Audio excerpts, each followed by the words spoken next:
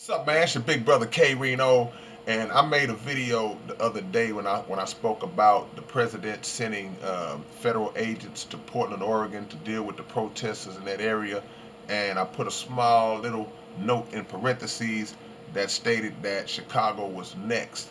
And a lot of people are like, well, yeah, man, Chicago needs to be next. All the gang violence, all of the killings and murders that are taking place out in that area. Um, the president needs to send people down there and deal with it. The president needs to deal with it. Get those animals off the streets.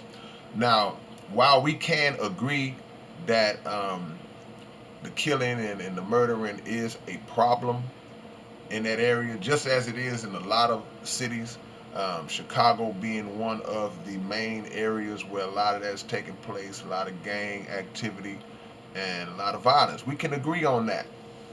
But I would have to appeal to you guys, since you are all intelligent and fair minded and rational individuals. I would assume, wink, wink, that what role does systemic problems play in this whole Chicago scenario? Is there a root systemic issue that has been in place that has created circumstances that exacerbate the violence and kind of create that environment? Who would agree to that? If you do agree to it, then okay, cool. If you don't agree to it, then I would suggest that you do a little research. What role does the Chicago Police Department play in all of this? What role does the government play in all of this, everything that we see? Because I was doing a little reading and I saw that, and there was an article in 2017 where the United States Justice Department a while back did an investigation on the Chicago Police Department. And in that investigation, they concluded that there was a wave of corruption that was going on within the police department, which included racial bias and racial discrimination against black people, which also included um, excessive uses of force against black people, wherein there were situations that did not require those uses of force, but they were imposed anyway. There was several incidents, but one particular stuck out. There was an incident where a lot of guns and ammunition was just dropped off, and that's not nothing new. This has gone on in different cities across America for years, where they will just a mysterious vehicle will show up in the hood and drop off a lot of guns and ammunition. What is the purpose of doing that? This is not conspiracy theory. This is actual documented factual situations. What is the reason? Why? Why would you do that? Why would a government do that? Why would a police department do that? Why would police officers carry out a carry out menace to society like tactics where they would take gang members from one area and drop them off in areas that are run by other gangs? Why would the good police do that? And I know what you're thinking. Man, you trying to make excuses for no, no, no, no. Not trying to make excuses, because as our teacher, the Honorable Minister Louis Farrakhan, says, the individuals who are carrying out these murders and committing these acts, they have to be held accountable. And he has urged, like many others have urged, them to stop killing each other. So we understand that it's a serious problem and that it is on us as individuals to take that initiative. But here's where we got to go. This is my whole purpose of making this video. When you say that go in there and start slaughtering and taking them out, get rid of them, but you don't address the root cause of the condition.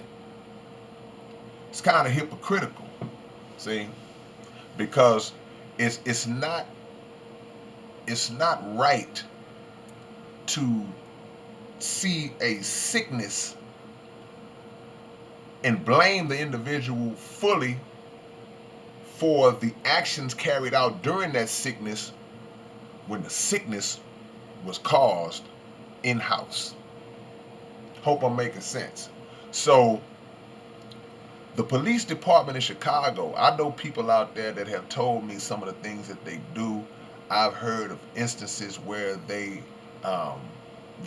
members of the community cannot even report crime, which I'll call snitching, can't even report crime because when you say, well, look, yeah, we know who killed that little girl, man, and we want to get them off the streets, we have the information, then the police take that information of the individual who reported the crime and they give it back to the gang members. So there's a retaliation on the person who, come on, man, come on now, come on. I'm not making this up.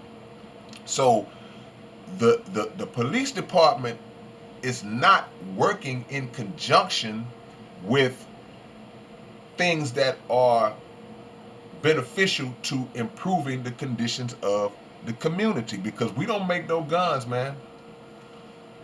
People getting shot up, killed, terrible thing. But ain't no black folks manufacturing no guns. Ain't no Latino folks manufacturing no guns in these hoods. We not going somewhere in a warehouse building our own guns and creating our own ammunition. Somehow this dope and these weapons are making it to the hood. So Mayor Lightfoot of Chicago, she said one day last week that it won't happen, Trump won't come in and do it, but the very next day she got a call from Trump and I don't know what was discussed, but she agreed, okay, it's okay, but she had conditions on it, basically saying that, look, we're going to have somebody to oversee your overseers to make sure that there aren't any over the top and excessive uses of force and any type of vigilante type, mercenary type moves being carried out, which I don't think that they would be able to stop that, because all of the killings in Chicago, from what I heard, I don't have any factual evidence on this, but I've heard that some of those killings are taking place by police. Some of the killings are being, a blind eye is allowed to be turned like, hey, we didn't see nothing, by the police. So if we're going to stop corruption somewhere, we got to stop it everywhere. And I would appeal, to the young brothers in the streets, to in every city, to recognize the time that we living in and recognize that y'all are not each other's enemy. Y'all are not each other's enemy, man. And nobody wins when we out here in the streets killing each other. But in my close, I will say this. Minister Farrakhan gave us, he's given many lectures about the day when the government would come into Chicago. And that's the city that the minister's in. And some of y'all dummies, well, Minister Farrakhan ain't cleaned up Chicago. Look, again, the minister has urged these brothers and sisters for years to clean themselves up. But the way that the government plans on handling this is not a wise move. Because number one, I spoke of the systemic issues and the deficiencies in the system itself. People who are impoverished, people who live in high poverty areas, where there's a high poverty area, there's going to be a high crime area. So these things are not coincidental. There's no such thing as coincidence. So to come in and start bloodbathing like that, it's going to be a price to pay for the government. Because y'all want to call these individuals savages and animals and all that. Okay, that's cool. But there's some savages and animals that are dictating They got the remotes in their hand. And when they unleash, meaning Homeland Security, meaning these federal agents, best believe that the Most High is going to unleash too. So tell me what y'all think, because many of y'all think that it's going in and just blasting and wiping out gang members is going to cure the problem. Nope. You can't cut a branch off a tree and think that the tree is going to die. Let's get to the root. But you don't want to get to the root, because at the root, we'll see you.